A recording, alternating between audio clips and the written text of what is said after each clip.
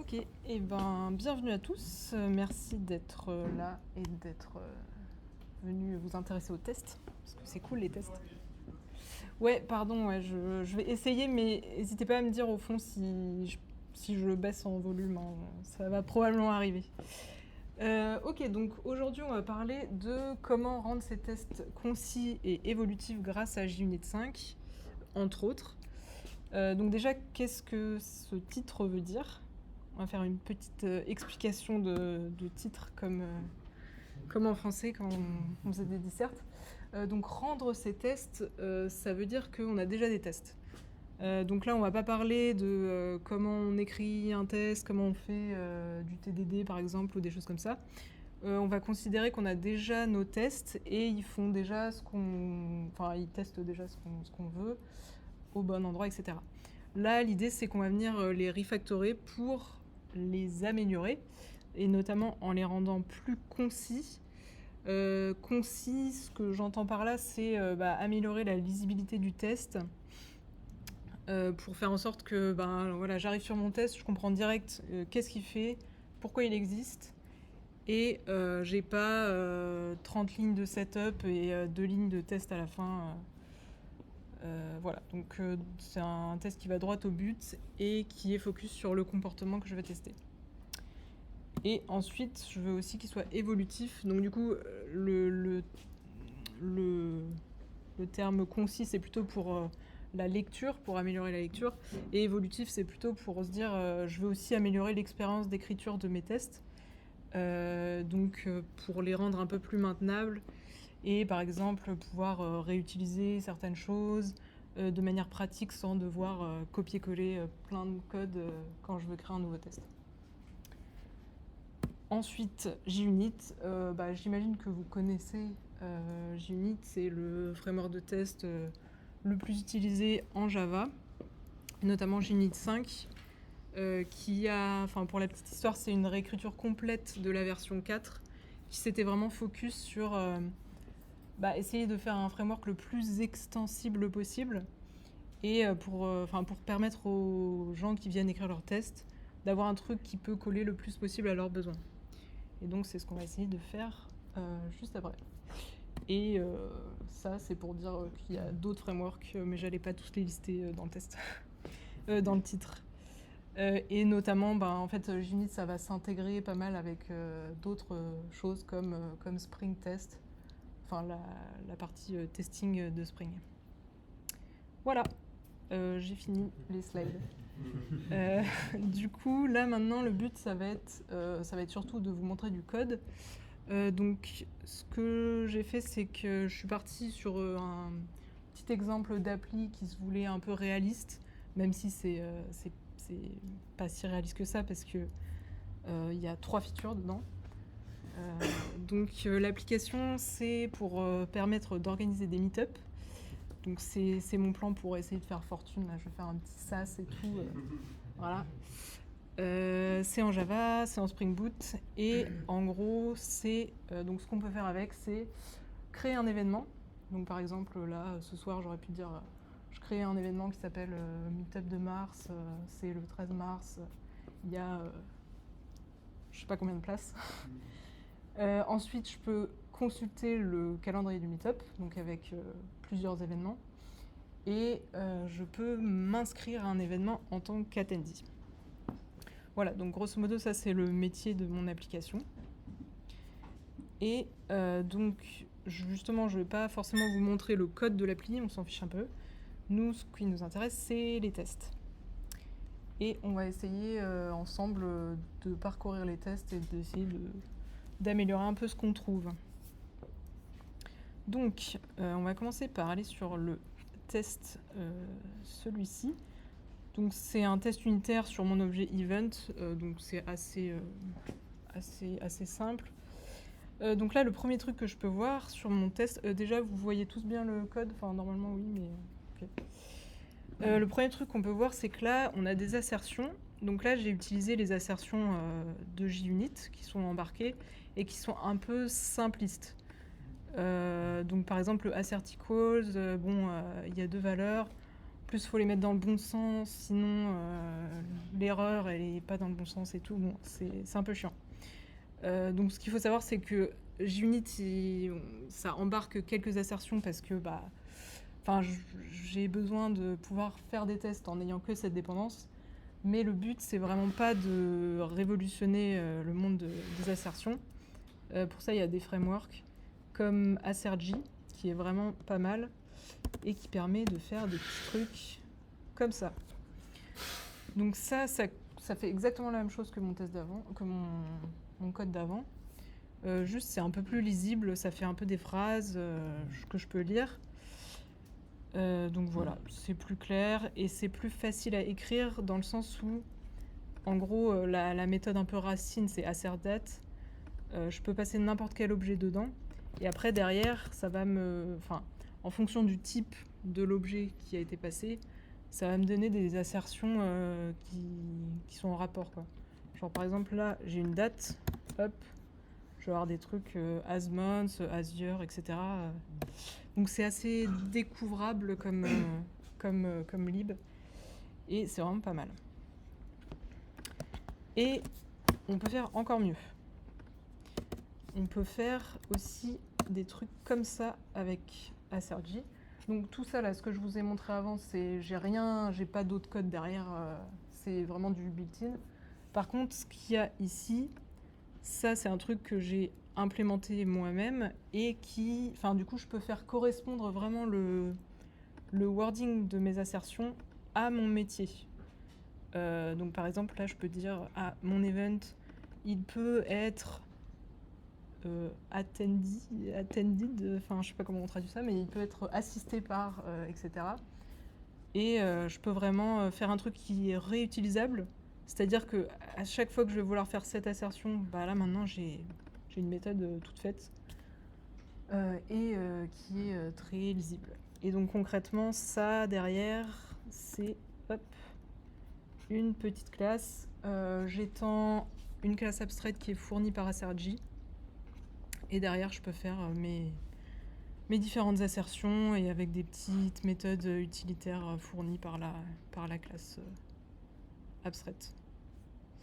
Voilà. Ah oui, petit détail, à la fin je vous donnerai le lien du repo, donc si jamais il y a des trucs que je montre trop vite, vous inquiétez pas, et vous aurez le code à la fin. Voilà, hop là. Bon, juste pour prouver que je raconte pas n'importe quoi, je vais lancer le test. Normalement, voilà, ça marche. Mais si tu mets 9, ça rate. De quoi? Et ça rate si tu mets une mauvaise valeur aussi. Ah là là. Vous voulez la preuve? Et voilà. Là, vous pouvez m'applaudir. Merci. Et qu'est-ce qu'il log? Le log est clair quand tu crées ta propre... Tac. Ouais, il log, c'est moi qui définis. Enfin là, en l'occurrence, j'ai utilisé... Attends, si je retourne... Tac, ça, en gros, c'est fourni par Assergy et ça va... Ah bah non, en fait, je dis n'importe quoi, c'est moi qui ai spécifié le message. Et donc, en gros, je peux adapter le message, encore une fois, avec mes mots, etc. Et comme ça, j'ai pas juste number, c'est 1 au lieu de 10. Bah non, là, j'explique vraiment... Voilà. Alors, ensuite... Ah, j'ai oublié de prendre mes petites notes. Non, c'est pas grave. Tac. Ok. Donc ensuite, toujours dans le thème des assertions, là, on voit que juste en dessous, j'ai une assertion qui expecte une exception. Donc pareil, même chose. Là, l'assertion de JUnit est un peu simple, ça prend des paramètres, c'est pas hyper lisible. Je peux remplacer ça par Assergy, qui me fait quelque chose de beaucoup plus lisible. Voilà. Hop, donc, je peux faire la même chose ici. Et là, du coup, on se rend compte que mes deux tests, ils sont presque pareils. Il y en a un, il essaye de créer un événement avec 0 place, on s'attend à une erreur. Lui, il essaye de créer un événement avec moins 10 places, on s'attend à une erreur. Donc là, ça me fait un peu de code dupliqué. Donc ce que je vais pouvoir faire, c'est utiliser les tests paramétrés de JUnit pour pouvoir merger les deux tests. Donc comment je fais? C'est très simple. je déclare le test comme étant paramétré. Et là, direct, IntelliJ va me dire « Ah, il manque un truc parce que l'intégration entre IntelliJ et JUnit est assez bien faite. » Et là, il me dit « Ok, bah t'as pas de paramètres. » Donc là, moi, en l'occurrence, c'est la capacité qui m'intéresse. Et je vais venir la passer ici. Hop. Et du coup, je peux supprimer mon deuxième test. Par contre, là, il est toujours pas content parce que là, il me dit il n'y a pas de valeur. Donc, je peux rien faire. Et là, du coup, ce que je vais faire, c'est venir lui passer les valeurs avec une annotation value source. Donc ça marche dans les cas où j'ai un seul paramètre. Et là, je vais passer un tableau de valeurs de type... je choisis le type. Donc là, en l'occurrence, je veux des int. Et je vais lui mettre 0, moins 10. Je peux même en rajouter. Hop. Et là, si j'exécute... Voilà, donc j'ai bien un seul test maintenant au lieu de 2. Et j'ai mes différentes valeurs. Du coup, il faut bien modifier le nom pour que ça soit en concordance. Ouais, tout à fait. Bah là, je peux dire, je sais pas, t'as une proposition. Should not create an event. Allez, c'est parti. Tac. Top. Donc, voilà. Donc, les tests paramétrés, c'est trop bien. Là, j'ai utilisé value source pour donner des valeurs, mais il y a d'autres moyens de faire ça. Donc, par exemple, on va aller de ce côté-là. Là, c'est un test. Voilà, j'ai un objet email adresse qui encapsule une chaîne de caractères et qui valide un peu est-ce que c'est une bonne adresse ou pas. Et j'ai un test avec des cas valides et un test avec des cas invalides. Donc là, on voit que j'ai encore utilisé value source. Oui, parce que là, du coup, j'ai déjà refactor. C'est de la magie. Donc value source, avec cette fois, je passe des chaînes de caractères. Oui, des chaînes de caractères pour un paramètre. Et ici, j'ai une nouvelle façon de faire, c'est méthode source. Donc en gros, là, au lieu de fournir directement les valeurs, je vais fournir une méthode qui va me générer les valeurs. Donc je peux passer le nom de la méthode comme ça, et hop, elle est déclarée juste ici, dans ce cas-là. Je peux aussi la déclarer à d'autres endroits. Voilà, il y a plein de façons de faire. Et du coup, ça va me donner un stream d'arguments avec un S. Donc en gros, là, chaque ligne, ça va être un cas de test, et je vais passer chaque paramètre de la méthode dans l'ordre. Donc là, en l'occurrence, je veux passer un email qui est faux, et je m'attends à une exception précise. Voilà, donc je peux lancer le test. Donc pareil, on voit qu'on a bien nos deux tests avec à chaque fois les différents cas de test. Hop, je vais agrandir ça. Et là, ce qu'on peut se dire, c'est... Bon, je sais pas si vous voyez bien, mais en gros, c'est pas hyper lisible. Bon, on a des listes d'arguments dans tous les sens. Et ben ça tombe bien parce qu'on peut améliorer un peu l'output de nos tests. Donc par exemple, là, pour cette méthode, je vais pouvoir utiliser une propriété name dans parameterize test. Et je vais pouvoir spécifier le nom de l'exécution de mon test. Donc par exemple, là, ce que je peux faire, c'est m'injecter En gros, je peux m'injecter la valeur de mon paramètre dans le titre, enfin dans le nom. Attendez, toc, avec des accolades. Ouais, des accolades. Toc, et là, je vais donner l'index. Donc là, il n'y en a qu'un seul. Et ça commence à 0, donc c'est 0. Et là, je peux faire une petite phrase, hop, is valid. Comme ça, voilà, j'ai des outputs un peu plus parlants. Et dans le deuxième cas, c'est surtout là que ça va être intéressant. Ici, je vais pouvoir faire un truc plutôt comme ça. Et en gros, wrapper chacun de mes valeurs dans une méthode qui s'appelle named. Et je vais pouvoir fournir un nom au paramètre. Donc là, en l'occurrence, ici, je vais m'en servir pour spécifier un peu plus la propriété de l'input. Là, moi, ici, ça m'intéresse pas de savoir que c'est précisément ça. Je veux juste savoir c'est quoi le problème que je veux voir. Et pareil, les exceptions, je leur donne un petit nom plus sympa. Toc. Et ici, je vais utiliser ma nouvelle méthode. Toc. Non, comment je l'ai appelée? Names.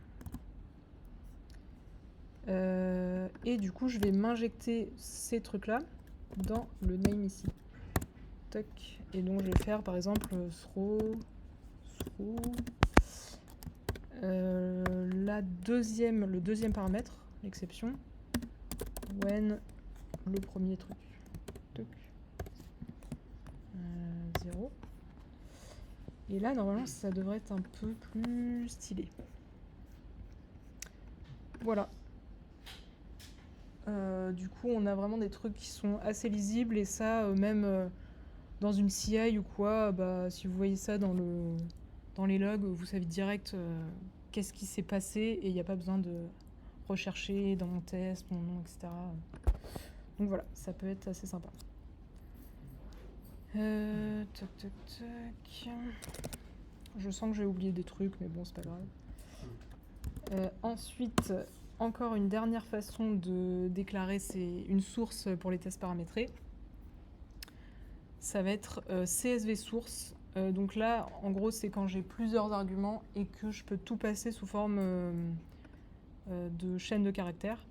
Donc là, comme le nom l'indique, c'est un peu format CSV séparé par des virgules. Merci. Donc ça, d'ailleurs, le séparateur, je peux lui donner une autre valeur. Enfin, si je veux faire des trucs comme ça et tout, je peux le configurer dans la notation. Et ensuite, encore une dernière façon. Il y en a encore plein d'autres, hein, mais bon, je vous montre un peu les principales. Ici, j'ai mis nulle source sur ma méthode. Ça veut dire que je vais avoir un cas de test où j'aurai injecté un nul. Et là, j'ai encore une nouvelle annotation qui s'appelle argument source. Et ça va être le truc un peu le plus configurable. En gros, je vais déclarer ce qu'on appelle un argument provider ici. Donc ça, c'est une interface fournie par JUnit. Et en gros, j'ai une méthode à implémenter, c'est provide argument, où pareil, je retourne un stream d'arguments. Donc là, par exemple, c'est pour tester les cas où d'une chaîne de caractères qui est blank, enfin qui est soit vide, soit que avec des trucs, des white space. Donc c'est le genre de petit cas qui peut se répéter un peu partout dans la codebase. Et du coup, en faisant ça, ça me fait, j'ai juste besoin de mettre ça sur mon test et tous ces cas-là seront testés. Et d'ailleurs, si vous avez remarqué, pareil, j'ai mis des petits noms à mes inputs, ce qui permet d'être un peu plus lisible parce que typiquement quand vous mettez des chaînes vides, ça fait un nom vide. Donc, hop. Et là, on peut aller encore plus loin. C'est qu'on peut carrément créer une annotation à partir de ça et dire ok, j'ai fait ma propre annotation blank source. Toc. Ah, oula. Mince. Et du coup, je peux la réutiliser. Ouais, qu'est-ce que j'ai fait moi? Je peux la réutiliser un peu partout. Donc ce qui est bien avec les annotations JUnit, c'est qu'on peut les mettre toutes sur d'autres annotations. On peut faire des méta-annotations. Et ça va marcher. Par contre, il faut bien que la rétention soit au runtime, sinon si l'annotation disparaît avant que JUnit puisse la lire, ça va pas marcher. Ça, souvent, c'est source de arrachage de cheveux parce qu'on a oublié ce truc. Mais bon, du coup, vous n'allez pas l'oublier vu que je viens de vous le dire. Hop. Ok, je crois que là, j'ai à peu près tout dit. Ok, du coup, on va revenir... Ah non, j'ai pas tout dit.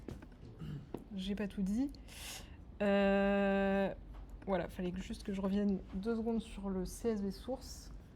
Enfin, pas nécessairement sur le CSV source, mais bon, bref. En gros, là, j'injecte du coup 2 chaînes de caractères et je récupère des types chaînes de caractères. Du coup, là, tout se passe bien. Mais dans certains cas, je veux pouvoir aussi m'injecter, je sais pas, par exemple directement un number ou un int, ou des trucs comme ça. Et en gros, ce qui se passe derrière, c'est qu'il y a des converteurs. Donc il y en a qui sont built-in dans JUnit. Typiquement, là je mets 1, je récupère un int, ça va marcher tout seul. Par contre, si je veux utiliser ça avec des objets un peu plus custom, par exemple ici, si vous regardez, en gros je m'injecte le mail en tant que string, et ensuite je vais créer mon adresse avec cette string-là. Donc en gros, cette ligne-là, elle me sert à rien, c'est juste que je convertis mon input. Donc en gros, moi j'aimerais bien faire direct email adresse, email. Boum. Comme ça, voilà. Et donc pour pouvoir faire ça, il faut que je déclare un converteur qui va prendre cet input sous forme string et qui le convertisse en email adresse. Et donc pour faire ça, il faut que je dise ok, tu vas utiliser ce truc là.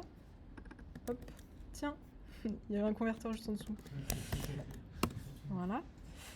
Et en gros, ce truc-là, encore une fois, c'est on implémente ou on étend, enfin bref, on utilise quelque chose fourni par JUnit. Et là, en l'occurrence, ça nous demande comment tu convertis une string en email adresse. Tu fais un new email adresse. Bon, là, c'est assez simple comme cas, mais ça peut devenir un peu plus compliqué. Est-ce que tu as moyen de lui foutre un JSON et après tu peux un JSON pour que ça transforme ton JSON en string en objet direct? Ouais, carrément. Tu peux faire tout, en fait. Tout ce qui peut convertir une chaîne de caractères en n'importe quoi, tu peux le faire. Après, il faut que tu aies les bons outils à disposition. Enfin, genre Jackson, il faut que tu récupères les bons... Enfin bref. Mais oui, carrément, tu peux totalement faire ça. Et d'ailleurs, là, je parlais de mettre des entiers... Enfin bref. Pareil, si j'ai une date au format ISO, je sais plus combien, là. Voilà, merci. Je peux me l'injecter en local date time. Donc les types un peu de base, ils sont directement intégrés dans JUnit. Voilà. J'espère que je vais pas trop vite. Et pas trop lentement non plus. Oui. Est-ce qu'on peut faire du mutation testing avec ça? Donc générer des valeurs Alors, plus ou moins aléatoires. Est-ce que tu entends mutation testing ou est-ce que tu entends plutôt fuzzy testing? Non, c'est pas... Générer des valeurs aléatoires et vérifier que si on sort de notre range de valeurs, on tombe bien en erreur. Alors ça, tu peux le faire, mais pas nécessairement avec ce que je viens de présenter là, mais tu peux le faire. Mais du coup, peut-être que tu vas avoir la réponse un peu après. Suspense. Au pire, je répondrai à la question si j'y ai pas répondu. Ok, donc revenons sur notre event test, parce qu'on a encore plein de tests en dessous. Donc là, ce qu'on a, c'est j'essaye de me register. J'ai du mal avec le franglais là. J'essaye de m'inscrire de m'enregistrer un événement en tant que participant. Ensuite, quand l'événement il est déjà rempli, je peux plus m'enregistrer. Et quand l'événement est déjà passé, je peux plus m'enregistrer non plus. Donc là, on a 3 tests qui font pas la même chose, mais un peu la même chose quand même. À chaque fois, on a un événement, on fait une action dessus, on attend un truc. Et donc là, ce qu'on se dit peut-être, c'est... mon test, là, il y a plus de la moitié du test, c'est créer un objet. Alors que, en fait, je m'en fiche. Enfin là, c'est très... j'ai des histoires de UID, de nom. C'est pas relevant pour mon test de est-ce que je peux m'enregistrer. Donc, ce qu'on pourrait faire, c'est peut-être faire une méthode pour build l'event ou quelque chose comme ça. Mais ce qu'on peut faire d'encore mieux, c'est qu'on peut carrément s'injecter un event ici et dire, en fait, moi, je veux juste un event qui soit valide et derrière, je veux faire cette action dessus. Alors, comment on fait ça? Parce que là, IntelliJ me dit, en fait, je connais pas event, c'est quoi ce truc? Et donc là, ce qu'on va utiliser, c'est quelque chose qu'on appelle un parameter resolver, donc qui est une extension. Dans JUnit, il y a plein d'extensions, enfin de points d'extension.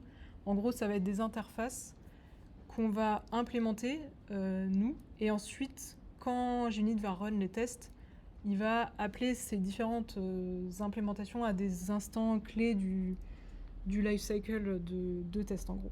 Donc là, par exemple, pour le cas du parameter resolver, ce qui va se passer, c'est que au moment de run ce test, JUnit il va voir, ok, il y a un paramètre, c'est pas un test paramétré ou quoi, donc je vais essayer de demander qui peut me donner une valeur de ce paramètre.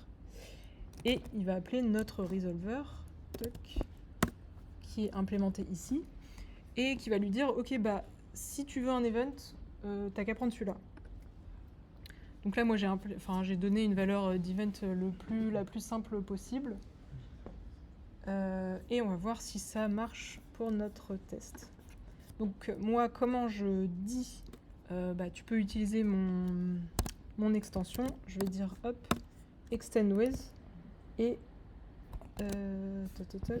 voilà, extend with mon resolver. Et là, c'est bon, il n'y a plus de problème. Est-ce qu'il y a vraiment plus de problème? On va voir. Ouais, ça marche. Donc là, en gros, je me retrouve avec un test qui est vraiment focus sur j'ai un event, je me register, je fais une assertion. Donc là, on a un peu amélioré le truc. Si je veux continuer, hop, je descends à mon test d'en dessous. Je me dis, pareil, là, hop, je vais virer tout mon setup qui fait un peu de bruit. Et je vais me réinjecter l'event. L'event. Et là, du coup, soit je remets mon annotation sur le test, mais je peux aussi le déclarer tout en haut. Hop. Et je peux aussi le déclarer de manière générale à toute l'appli si j'ai envie. Tac. Et du coup, là, je run mon test. Et cette fois, ça marche pas. Ça marche pas parce que en fait, je suis censée avoir un événement qui est déjà rempli. Et là, si on regarde dans mon resolver, j'ai mis... il n'y a pas de... Comment on appelle ça? De participants. Voilà. Alors, comment je fais? Est-ce que je dois créer un autre resolver? Qu'est-ce que... Ah, panique. Non, je peux garder le même resolver. En fait, il va juste falloir communiquer au resolver qu'est-ce que je veux précisément comme event. Donc ça, je peux le faire en mettant une petite annotation sur mon paramètre. Donc, par exemple, là, je vais lui dire, je veux qu'il soit rempli. Je peux même utiliser, je peux dire, ok, je veux participant, j'en veux 10, etc. Enfin, pour l'instant, je vais juste faire comme ça. Et donc, si je retourne sur mon resolver, donc là, déjà, je vais déclarer l'annotation en question. Je peux la mettre n'importe où, mais pour que ce soit plus pratique, je la mets ici. Encore une fois, runtime. Et ici, dans le contenu de ma méthode qui fournit le paramètre, je vais regarder sur mon paramètre. Donc en gros, ça, c'est des contextes qui me sont fournis par le framework, qui va me décrire un peu quel est le paramètre auquel on se réfère. Et ça, c'est un contexte plus général qui est fourni à toutes les extensions avec plein d'infos dont on n'a pas besoin ici. Donc là, moi, en l'occurrence, ce qui m'intéresse, c'est mon paramètre. Est-ce qu'il est annoté avec full? Et dans ce cas-là, je vais lui donner une valeur différente. Comme ça. Donc où j'ai 2 places et 2 attendees. Du coup, je retourne sur mon test. J'importe ce truc.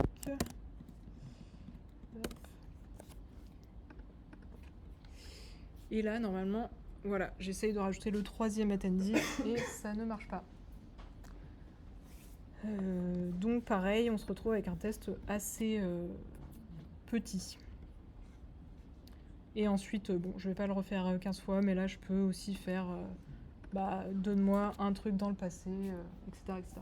Donc ça peut être assez pratique pour réutiliser au lieu de recréer ces objets à chaque fois dans ces tests, on peut se servir de ce genre de choses.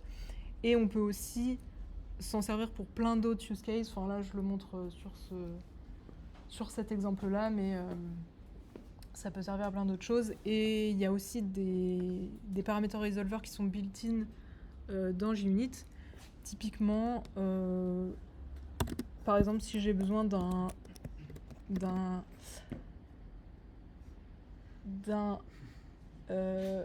dossier temporaire, et ben je peux faire thème-dir, et là ça va m'injecter le pass d'un folder qui va être créé à la volée.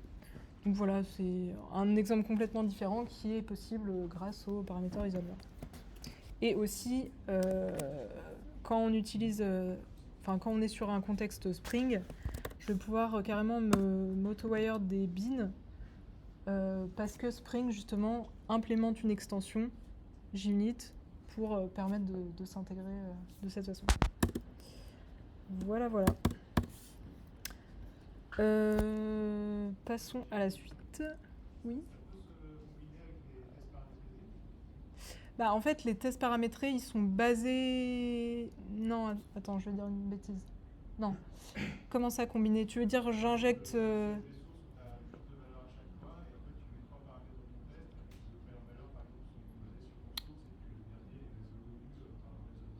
Ouais. Alors, j'ai envie de dire oui. Après, il faudrait vérifier. Mais oui, normalement, c'est possible. Mais on pourra vérifier à la fin.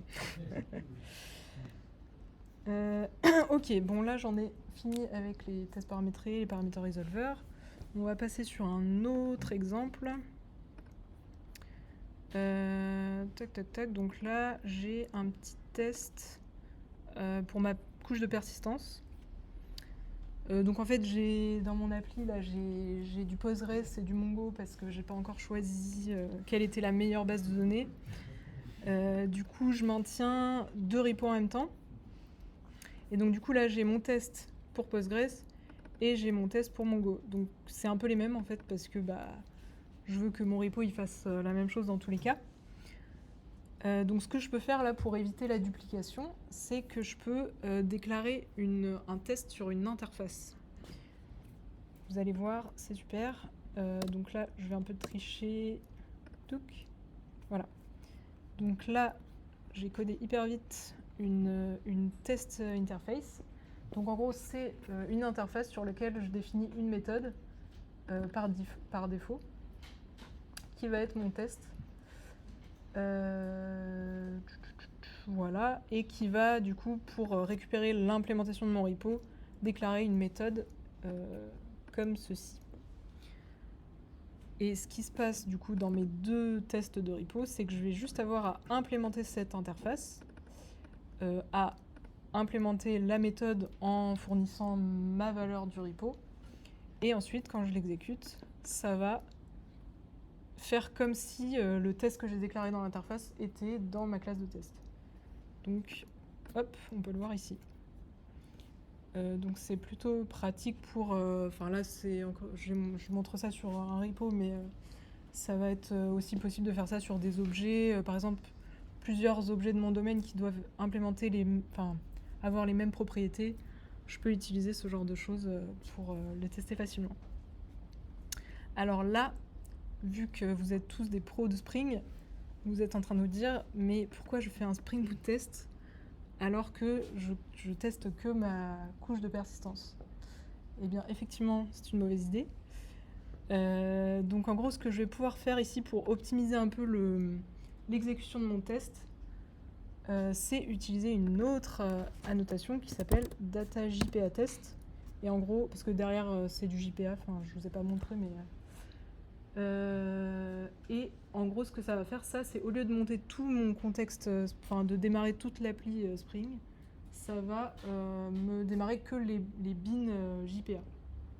Donc du coup, ça va être beaucoup plus performant. Parce que on sait bien que ça peut devenir une suite de tests, ça peut vite prendre plusieurs minutes à s'exécuter. Donc toutes les optimisations sont bonnes à prendre. Et donc là, ce qui va se passer, c'est que si je relance mon test, ça va pas marcher tout de suite. Parce qu'en fait, là, mon Postgres Event Repository, c'est pas un bin JPA. C'est quelque chose qui utilise un bin JPA. Du coup, ce que je vais pouvoir faire, c'est à la place... D'ailleurs, c'est peut-être déjà fait. Ouais, voilà. À la place, je m'injecte directement le bin JPA. Et ici, je vais juste instancier mon repo. Et là, ça marche. Au passage, il y a un petit truc que j'avais oublié de dire tout à l'heure, c'est que ici sur mon test, j'ai déclaré un display name. Donc ça, qu'est-ce que ça fait ? En gros, par défaut, dans mon output de test, le test il porte le nom de la méthode.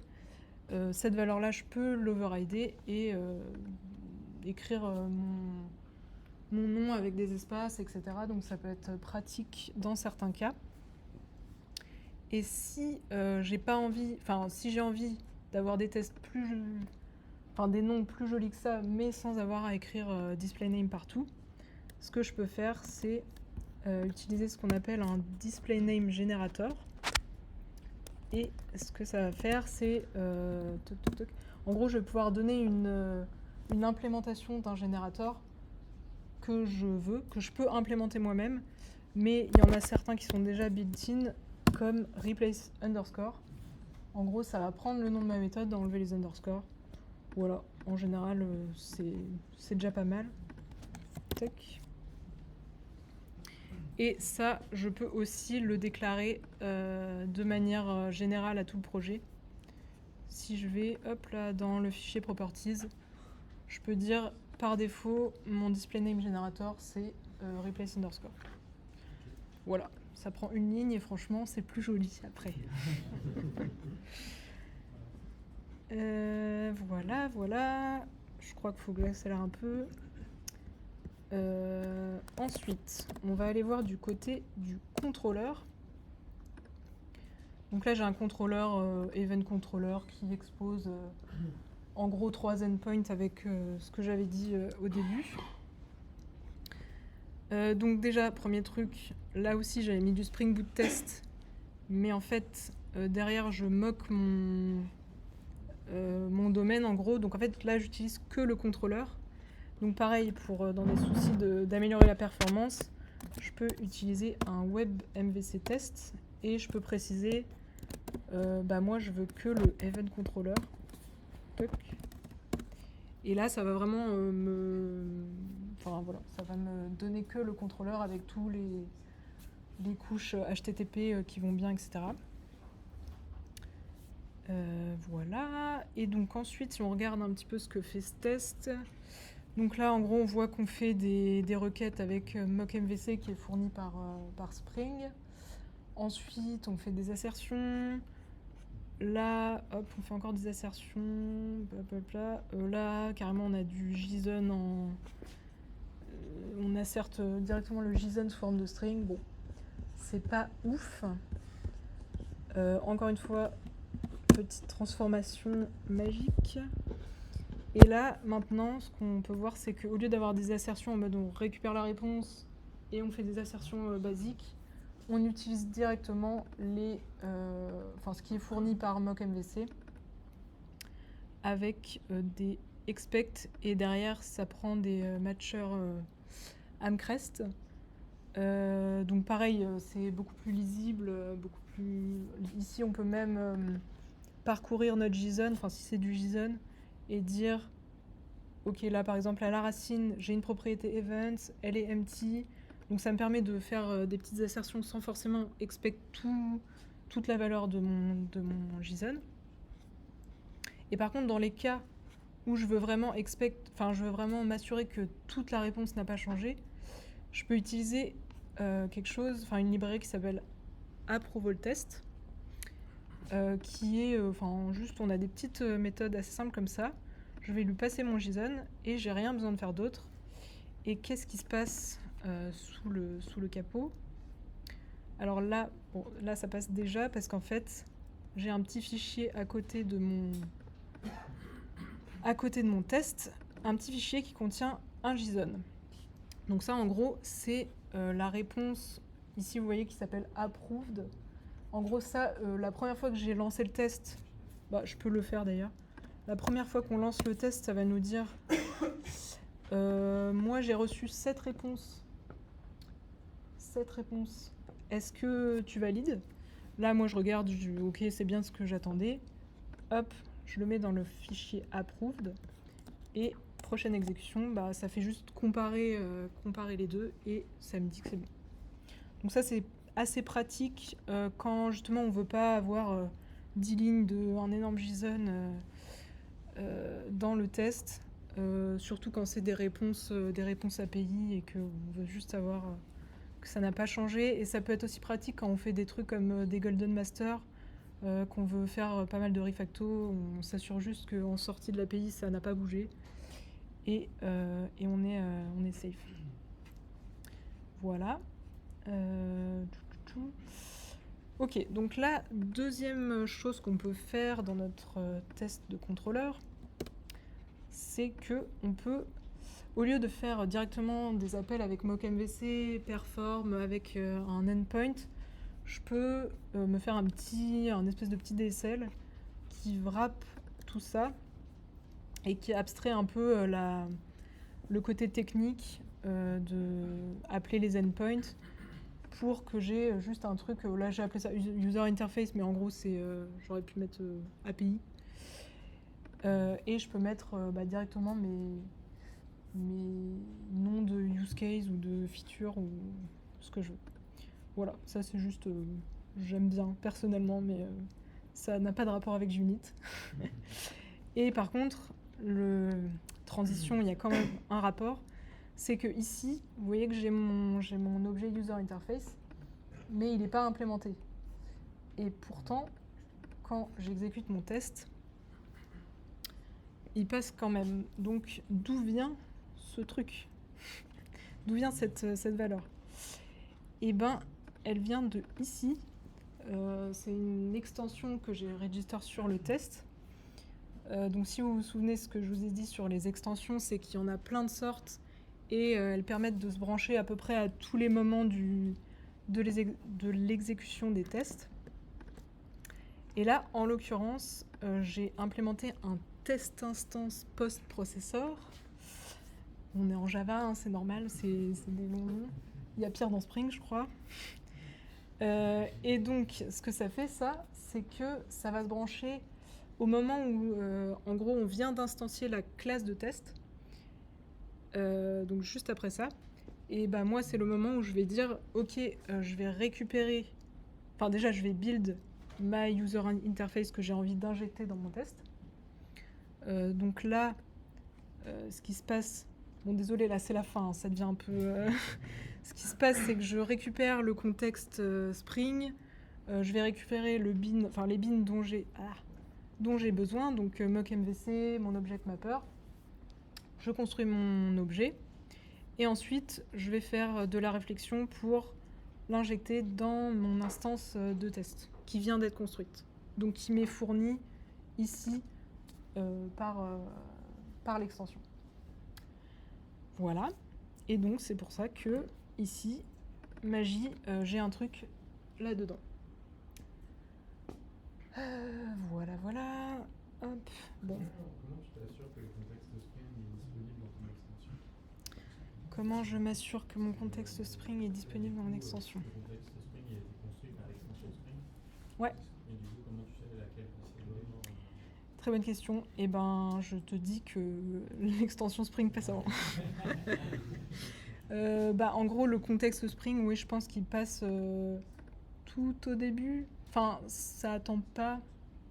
Ouais, je pense qu'il passe avant, mais là, je saurais pas te dire exactement à quel moment. Mais effectivement, ça, faut s'assurer que... Après, je pense que... Enfin, disons qu'il y a un ordre de passage des extensions. Enfin, par exemple, si j'implémente une extension après mon test, forcément, elle va passer après celle qui passe avant le test. Et par contre, pour les extensions d'un même type, il me semble qu'il y a un ordre. Mais voilà, je ne saurais pas te dire exactement lequel. Je pense qu'on peut jouer sur l'ordre. Voilà. Ok, alors dernière classe, et après je rends la main. Ici, j'ai fait un petit test que j'ai appelé de workflow. En gros, je voudrais tester un peu mon appli dans sa globalité, dire je crée un event, quelqu'un s'inscrit, ça, enfin bref, tout le flow de mon appli. Et donc, ce que j'ai fait, c'est que j'ai fait un test qui appelle différentes étapes les unes après les autres. Donc ça, c'est une façon de faire qui est bien, hein. Par contre, le seul problème, c'est que si j'ai un endroit où ça fail, en fait, je sais pas trop où est-ce que ça... Je sais pas trop ce qui s'est passé, je sais juste que le scénario global est pas passé. Donc là, si je veux un peu améliorer ça, ce que je peux faire, c'est... en gros, il y a un moyen d'ordonner les tests au sein d'une classe de test avec une petite annotation order. Et donc, en disant tout en haut de ma classe, ok, tu vas ordonner, parce que par défaut, il n'y a pas d'ordre, enfin, il n'est pas censé y avoir d'ordre d'exécution. Mais là, ce que je peux faire, c'est figer l'ordre en disant, tu vas regarder la notation order pour voir dans quel ordre les exécuter. Donc là, en gros, je vais dire, ok, mon premier cas, ça va être le 1, ensuite tu vas exécuter ça, ensuite ça, etc. Donc, ça peut être bien dans certains cas. Enfin, là, par exemple, ici, c'est clairement assumé que mes tests, ils se suivent. C'est le but du test de tester le workflow. Après, par contre, faut pas faire ça dans des tests unitaires parce que forcément, ça peut coupler les tests entre eux et c'est pas forcément ce qu'on veut. Et ici, ce qu'on peut constater aussi, c'est que du coup, les différentes étapes, elles se parlent un peu entre elles. Enfin, il y a un state. Typiquement, ici, on va créer un événement. On va sauvegarder l'ID pour pouvoir l'utiliser plus bas. Cet ID, il est ici. Et ça, par défaut, ça va pas marcher parce que par défaut, mon instance de classe de test, elle est renouvelée à chaque test. Donc ça veut dire que je vais perdre ce truc-là à chaque fois.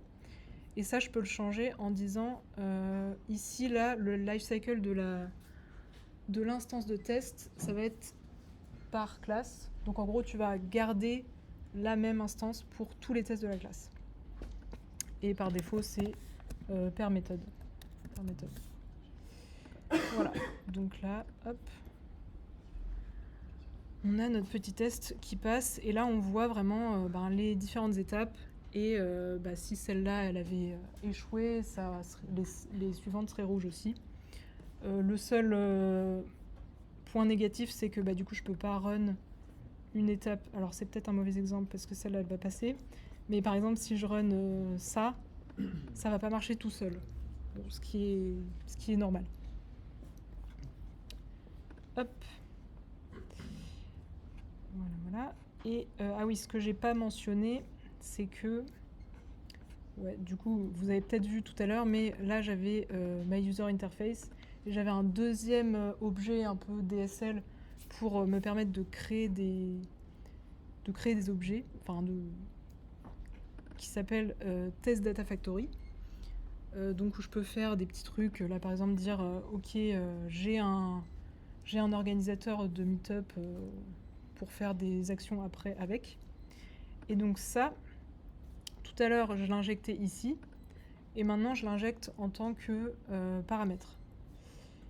Et pourquoi ça marche toujours? C'est parce que dans l'extension qui gère l'injection de ce truc, j'ai à la fois un test instance post-processor comme je vous ai montré tout à l'heure, mais c'est aussi un parameter resolver. En fait, on peut faire une extension qui implémente plein d'extensions différentes.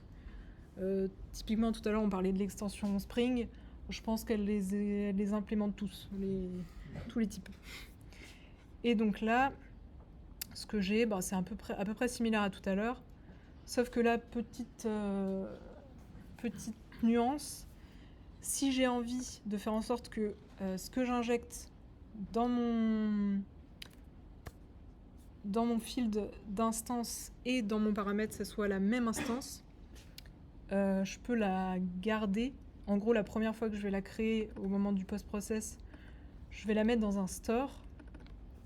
En gros, toutes les extensions ont accès à un store commun.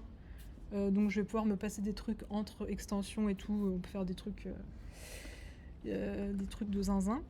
Et donc là, je vais récupérer dans mon... Si jamais je l'injecte en tant que paramètre, je récupère l'instance et je donne la même. Comme ça, si jamais j'ai des cas où j'ai besoin que ce soit la même instance, voilà, c'est possible. Bon, là, j'ai un peu tiré par les cheveux le truc pour vous montrer, mais après, c'est à vous d'être imaginatif dans vos tests et de trouver les bons... Enfin, plutôt d'utiliser tous ces outils pour répondre à vos vrais besoins de test. Voilà, je crois que j'ai déjà dit beaucoup de choses. Je voulais juste parler à la fin de parallélisation, enfin de test, mais bon, c'est pas trop grave si j'en parle pas. En gros, sachez qu'on peut runner tout ça de manière parallèle, voilà, pour accélérer encore plus l'exécution des tests. Voilà, et ben, que dire de plus ? Vous pouvez accéder à tout le code là que j'ai montré, enfin le code de la fin du coup, que j'ai montré avec, il y a encore plus de trucs dans le repo. Je vous laisse explorer tout ça. Et n'hésitez pas aussi à aller voir la doc de JUnit qui est très exhaustive.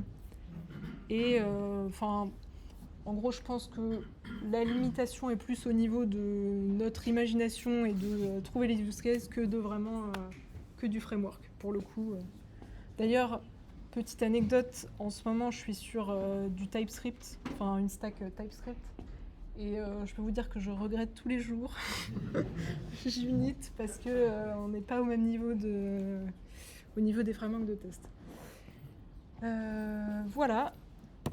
Merci à Shodo, c'est mon entreprise qui m'a donné du temps pour créer ce talk, parce que mine de rien ça prend du temps.